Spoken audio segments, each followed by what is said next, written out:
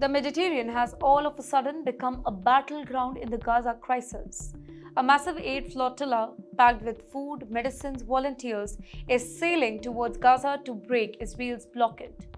But this is no ordinary convoy that we are talking about.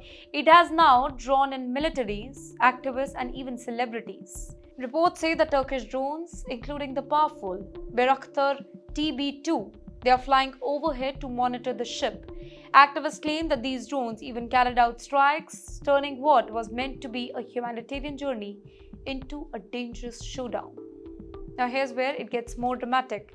Italy and Spain have deployed their naval ships to shadow the flotilla, not against it, but to protect their citizens on board.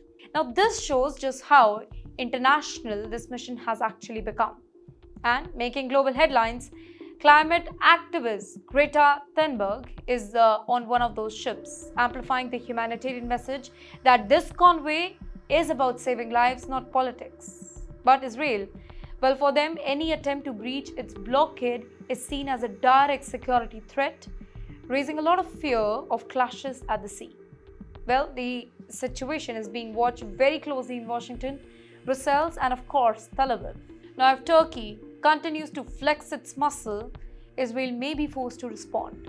That could trigger a NATO-level crisis, given that Turkey is a NATO member and European warships are already in the area. What began as a mission of mercy may now decide whether Gaza aid becomes the spark for a much larger confrontation or not.